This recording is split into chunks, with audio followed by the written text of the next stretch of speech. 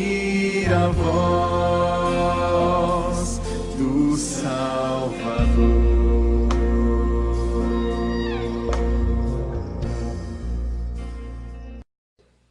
Lucas capítulo 11. Veja bem, irmãos, eu vou ler o texto. Eu vou começar a ler o texto aqui. Talvez eu termine. Ao falar Jesus, versículo 37. Ao falar Jesus essas palavras, um fariseu o convidou para ir comer com ele. Então, entrando, tomou lugar à mesa. O fariseu, porém, admirou-se ao ver que Jesus não se lavara primeiro antes de comer. O Senhor, porém, lhe disse: vós, fariseus, limpais o exterior do copo e do prato, mas o vosso interior está cheio de rapina e perversidade. Insensatos, quem fez o exterior não é o mesmo que fez o interior? Antes dai esmola do que tiverdes de tudo, antes dai esmola do que tiverdes, e tudo vos será limpo. Mas ai de vós, fariseus, porque dais o dízimo da hortelã, da arruda e de todas as hortaliças, e desprezais a justiça e o amor de Deus. Devíeis, porém, fazer essas coisas sem omitir aquelas. Ai de vós, fariseus, porque gostais da primeira cadeira nas sinagogas e das saudações nas praças. Ai de vós que sois como as sepulturas invisíveis, sobre as quais os homens passam sem o saber. Então, respondendo um dos intérpretes da lei, disse a Jesus: mestre, dizer dessas coisas também nos ofende a nós outros. Mas ele respondeu: ai de vós também, intérpretes da lei, porque sobrecarregais os homens com fardos superiores às suas forças, mas vós mesmos nem com o dedo os tocais. Ai de vós, porque edificais os túmulos dos profetas que vossos pais assassinaram. Assim, sois testemunhas e aprovais com cumplicidade as obras dos vossos pais, porque eles mataram os profetas e vós lhes edificais os túmulos. Por isso também disse a sabedoria de Deus: enviar-lhes-ei profetas e apóstolos, e a alguns deles matarão, e a outros perseguirão, para que desta geração se peçam contas do sangue dos profetas, derramado desde a fundação do mundo, desde o sangue de Abel até o de Zacarias, que foi assassinado entre o altar e a casa de Deus. Sim, eu vos afirmo, contas serão pedidas a essa geração. Ai de vós, intérpretes da lei, porque tomastes a chave da ciência, contudo vós mesmos não entrastes e impedistes os que estavam entrando.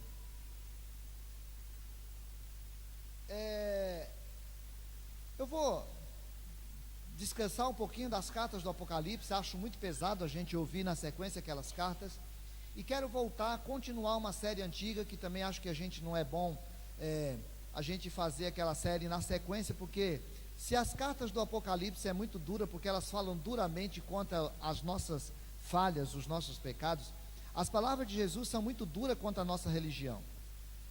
E se a gente ficar ouvindo muito Jesus, a gente começa a se assustar um pouco com a religião.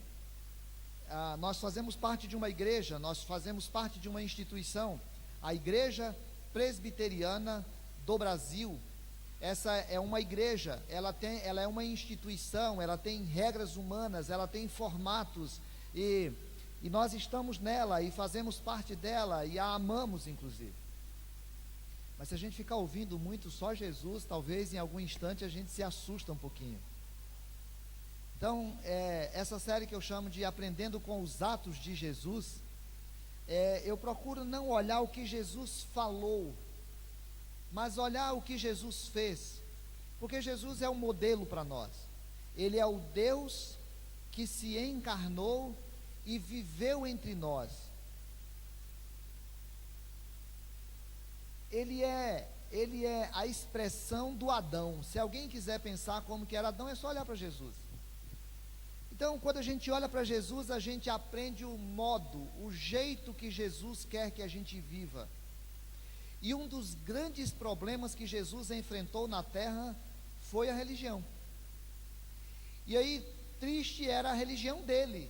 Ele fazia parte daquela religião, ele fazia parte daquele culto, ele fazia parte daquele formato, ele fazia parte daquele jeito de adorar.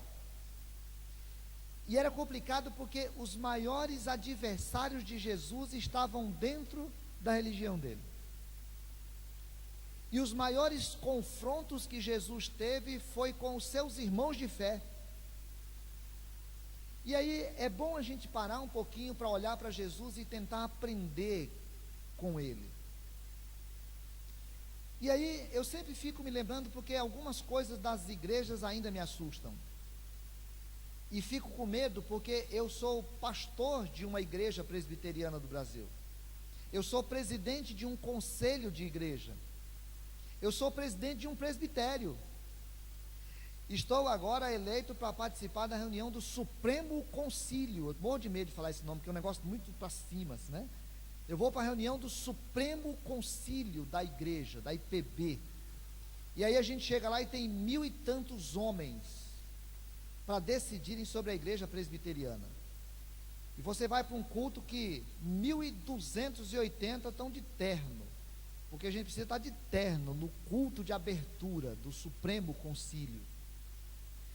Então, eu ao mesmo tempo que sou alguém que estou na instituição, trabalho na instituição, gosto da instituição e quero, se Deus me permitir a honra, morrer servindo a Deus nessa instituição, mas não quero nunca deixar de servir a Deus para servir essa instituição.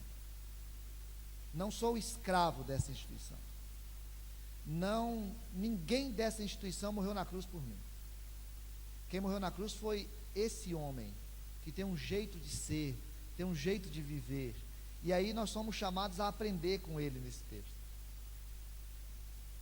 Eu já vi igreja presbiteriana que criou um quiprocó, porque precisava para um culto, uma atividade, tinha que tirar uma mesa da Santa Ceia que ficava nesse lugar assim do culto, e aí foi um sofrimento, porque não pode tirar a mesa da Santa Ceia, porque estava na ata.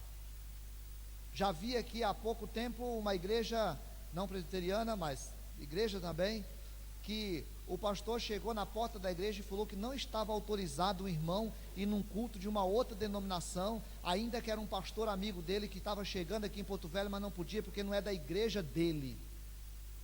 Já vi pastores chamar a atenção de membro de igreja porque o irmão estava chorando de vez em quando durante os cultos. Já fui pregar numa igreja no interior de São Paulo, quando seminarista, eu não tinha dinheiro, não tinha terno, e aí não pude pregar na igreja porque eu não tinha terno. No domingo à noite, tentaram me arrumar um terno que cabia 1,5 de mim dentro dele. E aí eu fico pensando, meu Deus do céu, quanto seria ridículo eu dentro daquele negócio, aquele sei lá, aquele sobretudo, né? E eu teria que pregar, e aí eu não pude pregar, porque eu não tinha terno. E era domingo à noite. E aí, Jesus ensina para a gente algumas coisas aqui. A primeira coisa que eu queria que a gente aprendesse é esse texto, é esse versículo onde ele fala que um fariseu o chamou depois de ele ter expulso o demônio lá e ter ensinado uma porção de coisa. O texto diz que um fariseu o convidou para ir almoçar. A palavra original aqui dá mais o sentido de almoçar, para ir almoçar com ele. E o texto diz que ele foi e tomou lugar à mesa na casa do fariseu. Ele vai à casa do fariseu, e para o judeu almoçar na mesma mesa era muito mais do que almoçar na casa de alguém. Era um símbolo de respeito, era um símbolo de estar com uma pessoa numa espécie de comunhão, numa espécie de ser aceito pelo outro.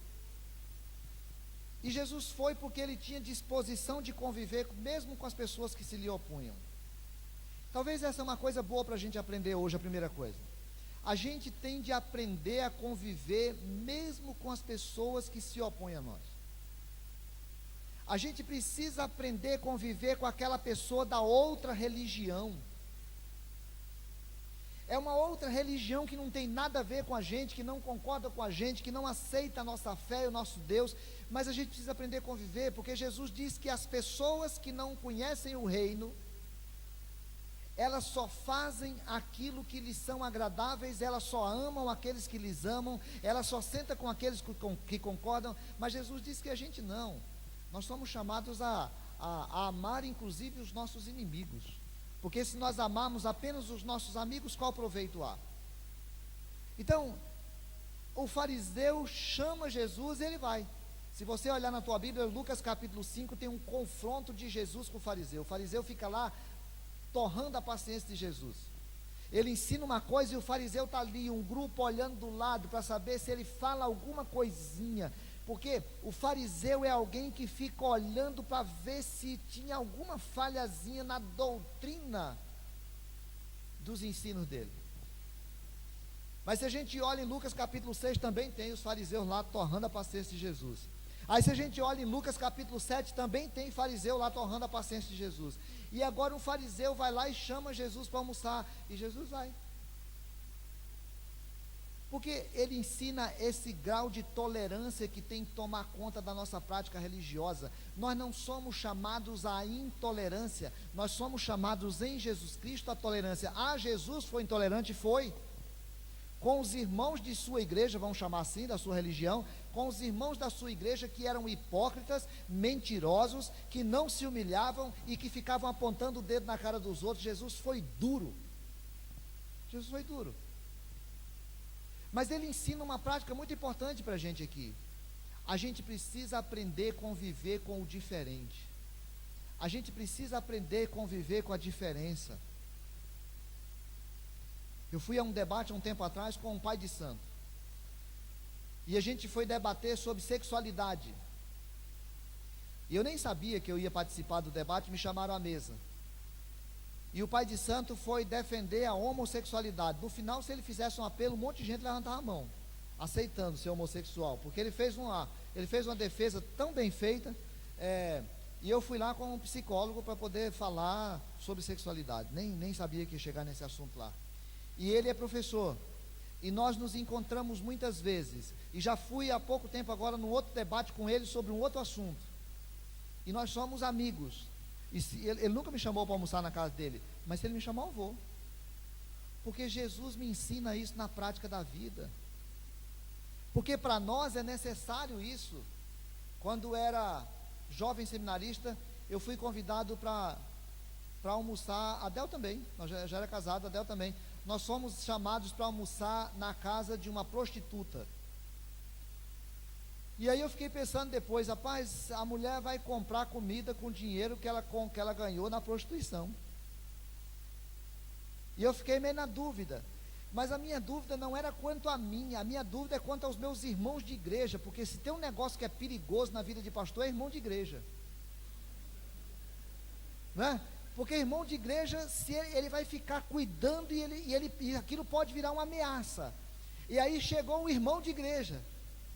O irmão de igreja disse assim: ó Luiz, tu sabe o que aquela mulher faz? Eu falei, sei. Ela era mãe do presidente da mocidade da igreja que eu estava pastoreando. E ela me chamou para almoçar na casa dela. Eu vou ou não vou? E aí a gente fica naquela angustiazinha, porque o irmão vem perguntar assim: e aí, você vai? Eu disse, vou. Ele, mas tu está sabendo? Eu falei, estou. Ele falou, então tá bom. E aí nós fomos. E é engraçado, porque as prostitutas, elas tratam a gente tão bem quanto os irmãos. E elas fazem comida bem. E elas tratam a gente bem. E o filho dela chamava de mãe. E ela tinha carinho com o seu filho, igual os irmãos e as irmãs da igreja. E ela era uma pessoa igual todas as pessoas da igreja, e as pessoas da igreja não são mais gente do que elas em nada. E Jesus ensina que a gente tem que aprender a fazer essas coisas. Que a gente tem que parar com essa besteira de achar que nós somos circunscritos a um mundinho nosso, e quem conosco ajunta bem, quem conosco não ajunta espalha. Então, ele vai na casa do seu adversário. Aquele homem ficava no entorno de Jesus procurando uma forma de achar o erro dele. E aí eu fico pensando, irmão, eu tenho que aprender esse cristianismo, porque foi esse o cristianismo que o Cristo viveu. Eu tenho que aprender essa prática, porque foi isso que ele praticou. Eu tenho que aprender a viver desse jeito, porque foi isso que ele viveu. Não posso viver uma fé que separa as pessoas em grupo, que classifica, que bota junto uns, que separa outros, que não aceita uns, que não aceita outros, que não senta com um, que não senta com outro. Porque o mestre da nossa vida, o exemplo da nossa vida, o Senhor da nossa vida, ele viveu dessa forma. Então fica aqui uma primeira lição. Uma segunda lição.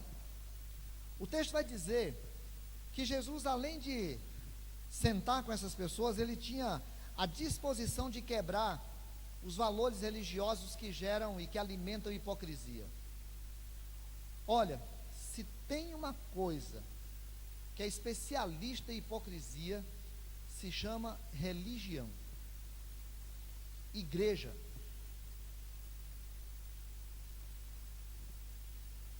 Às vezes, quando chega lá no consultório uma pessoa viciada em droga, dessas pessoas que ficam nesses botecos aqui em Porto Velho a noite inteira, que você passa de manhã e elas estão bebendo lá ainda de manhã, e a gente pergunta, meu Deus, como é que esse povo aguenta? Boa parte deles usa droga a noite inteira, e aquele lugar é um lugar maravilhoso, aquele lugar é muito legal, aquele lugar é muito especial. Eu sempre digo assim, se Jesus criou a igreja, o diabo criou o boteco. Se Jesus cuida da igreja, o diabo cuida do boteco. Ele faz com que o boteco seja um lugar muito legal. Ele faz com que as pessoas que estão cansadas do trabalho durante a semana inteira cheguem lá na sexta-feira e o cara olha para ele e fala, rapaz, estava com saudade de você, bicho, senta aqui, cara, vamos conversar. Naquele lugar o cara pode mentir, o cara pode falar a verdade, o cara pode contar as estripulias dele, o cara pode contar as trambicagens dele, a sacanagem dele, desculpa aqui a expressão, a safadeza dele, quem ele é, porque o boteco aceita o cara do jeito que é. A igreja às vezes, ela exige que a gente esteja dentro de um padrão de expectativa. Eu tenho que me vestir do jeito que você espera, eu tenho que falar as coisas que você gosta, eu tenho que me comportar da maneira que a gente diz que na nossa igreja a gente tem que se comportar. E aí Jesus chega lá na casa do fariseu, e aí na hora que vai comer, Jesus não lava a mão.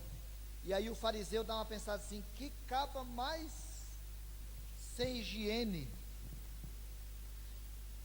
E aí Jesus olha para ele e fala, rapaz, e aí é como se a gente pensasse que Jesus não era bobo. Jesus não deixou de lavar a mão, não é porque ele não tinha higiene.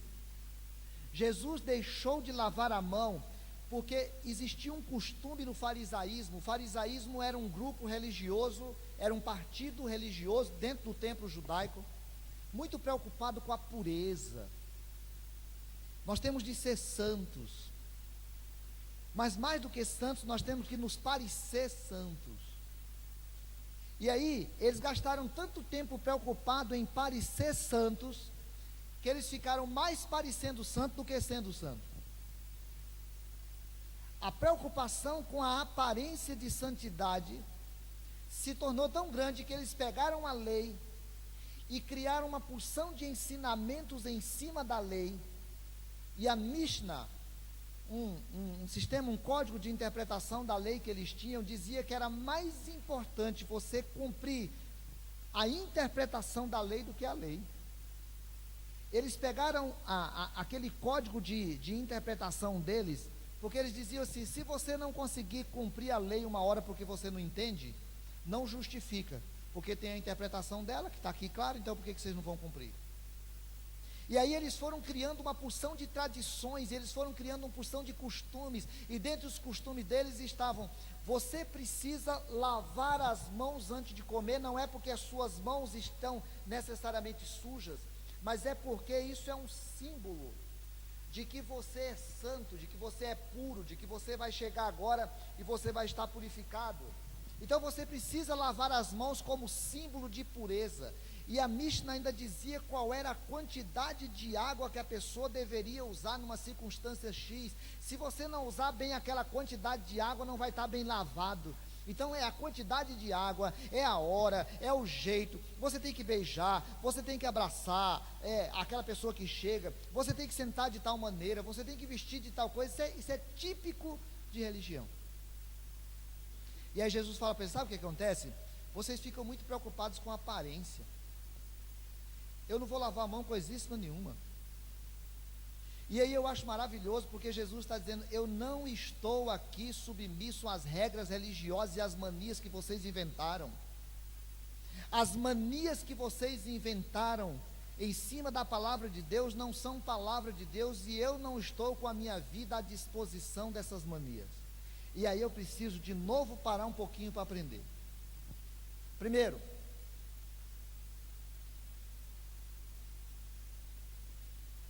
eu tenho que tomar cuidado para não ficar inventando na minha religião essas coisinhas que não estão na palavra de Deus, mas que eu fico usando para poder classificar se uma pessoa é crente ou se não é crente, se ela é boa crente ou se ela não é boa crente, se ela é da igreja A ou da igreja B. Eu tenho que parar com essas besteiras de não ficar inventando coisinhas. Segundo, eu tenho que aprender com Jesus que eu não preciso me submeter a essas coisinhas que a religião inventa, que eu não sou obrigado a submeter toda a minha fé a esses padrões que a religião inventa, quando esses padrões estiverem fora da palavra de Deus.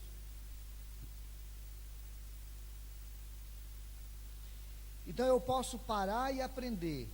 Eu posso ir na casa de alguém que é contrário a mim, mas eu não sou obrigado a me submeter a esse que é contrário a mim, seja ele da outra religião, ou seja ele da minha religião, porque a religiosidade é mestre em criar sistemas, a religiosidade é mestre em criar formas, a religiosidade é mestre em avaliar.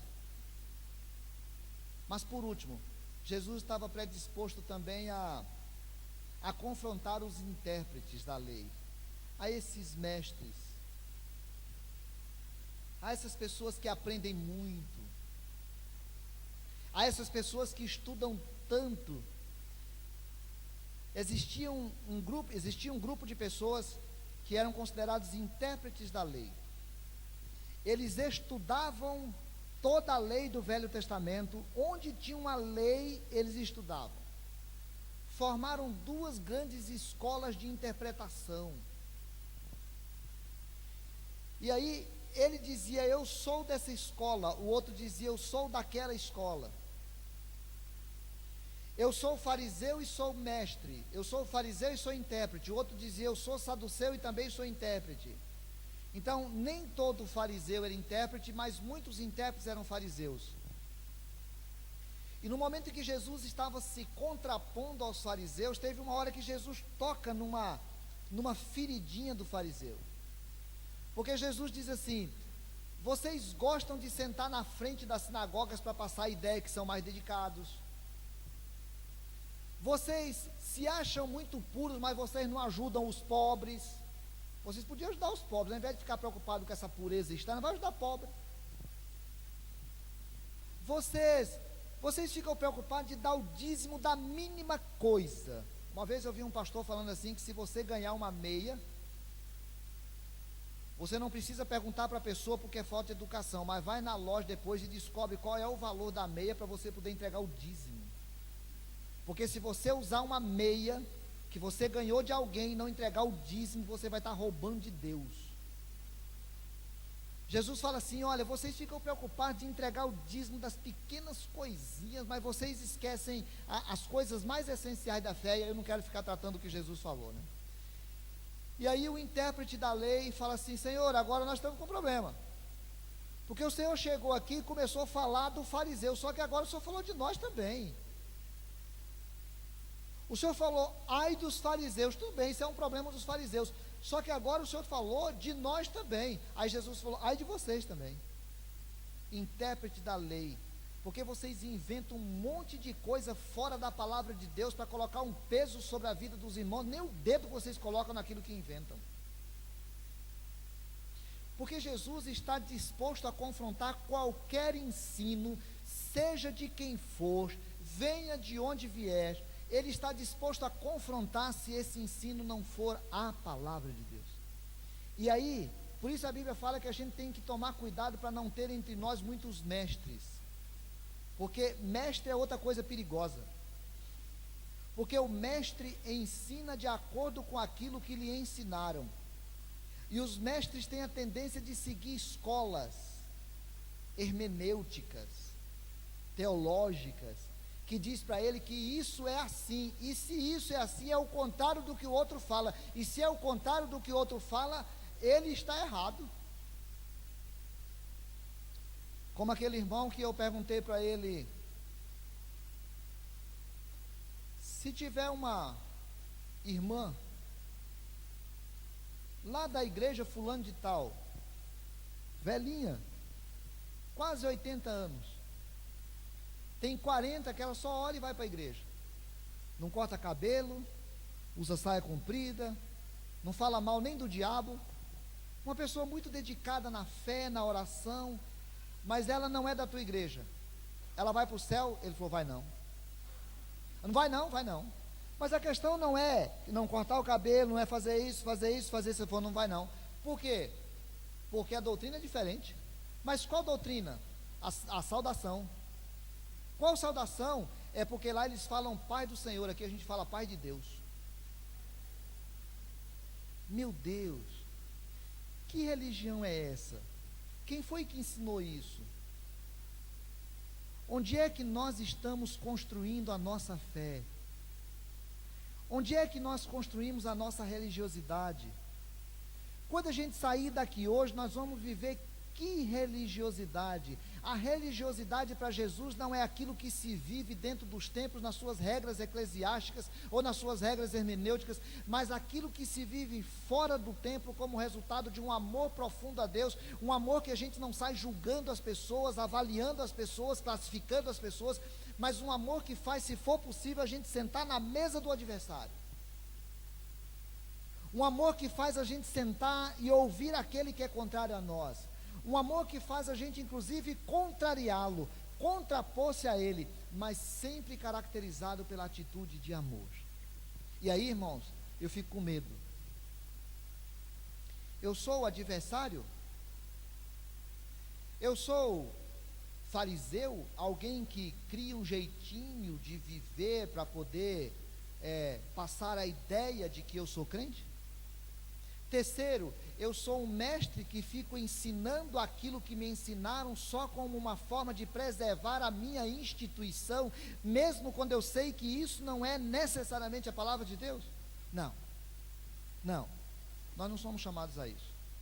Nós somos chamados a conhecer Jesus, a aprender com Jesus e a viver do jeito que Jesus viveu. E aí sempre me lembro, o dia que alguém arrumar uma outra musiquinha melhor para mim, eu agradeço. Mas eu sempre me lembro da música. E aí eu tenho que tomar cuidado, né? Às vezes é melhor não falar. Mas eu tenho que falar que a música é do Padre Zezinho. E aí eu não sei se a gente pode falar que é do padre. Porque de repente, se eu falar que é do padre, eu vou ser classificado como ecumênico. E se eu for considerado ecumênico, eu tenho que ser colocado dentre os que estão fora. Uma vez eu combinei com o Moreiro tocou um hino. E eu cantei o hino. E na hora que saiu ali na portinha da igreja, eu não falei de quem era, porque a gente fica com medo, né? Se eu estivesse lá no bar, talvez eu poderia falar, mas era na igreja, então eu fico com medo, né? A hora que saiu na porta da igreja lá, o meu irmão olhou assim para um lado e para o outro e falou assim: pastor, essa música é do Padre Zezinho, né? Aí eu olhei para um lado e para o outro e falei assim: é? Então toda vez que eu vou falar, eu fico preocupado, né? Mas eu gosto muito daquela palavra da música do Padre Zezinho, quando ele diz que o menino encontrou e perguntou para o cara: o que eu posso fazer para ser feliz? E aí ele falou assim: cara, anda como Jesus andou, faça como Jesus fez, sorria como Jesus sorria, ame como Jesus amava. Quem sabe ao fim do dia você vai poder dizer que eu morreria muito mais feliz. Irmão, sabe o que Jesus quer de nós ao sairmos daqui? Que a gente viva lá fora igual ele, só. A ideia é que a gente saia daqui com todo respeito a quem quer esse respeito. Não é fazendo o que o pastor Aloysio quer, não é fazendo o que o reverendo Roberto Brasileiro quer, não é fazendo o que o Papa Francisco quer, e pasmem, nem o que o Calvino quer, é fazendo o que Jesus quer. Se o que o Calvino disse for aquilo que Jesus disse, Se o que o Papa Francisco disser foi aquilo que Jesus disse, se o que o reverendo Roberto Brasileiro disser for aquilo que Jesus disse, se eu disser aquilo que Jesus disse, se o pastor Cristiano que está pregando lá no JK disser o que Jesus disse, se o pastor Daniel que está lá em João Pessoa hoje disser aquilo que Jesus disse, tudo bem. Mas nós não somos chamados para fazer outra coisa que não aquilo que Jesus fez. E Jesus era meio esquisitinho para nós. Eu não sei se Jesus vivesse hoje aqui na terra, qual igreja que ele frequentaria. Numa grita, na outra não grita. Numa usa saia, outra não usa. Numa fala aleluia, na outra não pode. Numa pode isso, não pode aquilo. Qual é a igreja que Jesus frequentaria? Não sei. Eu só sei que nós somos chamados a sair daqui para fazer lá fora igual Jesus faria. Existe alguma coisa na tua vida? Existe alguma coisa na minha vida que eu preciso parar um pouquinho para pensar, cara, eu não estou fazendo como Jesus faria? Essa atitude minha, esse comportamento meu, esse jeito de pensar meu, não é o jeito de Jesus pensar. Eu estou me relacionando de uma forma que não é a forma de Jesus se relacionar com outras pessoas. O que Jesus faria? Nós somos chamados a rever a nossa vida, não a partir da nossa religião, mas a partir de Jesus. Eu queria convidar você para orar e acertar com Ele se tem alguma coisa para ser acertado. Porque se você tem vivido alguma coisa que não é de acordo com aquilo que Jesus viveu, nós estamos pecando. E aí a gente precisa pedir perdão. Vamos conversar com Ele? Cada pessoa?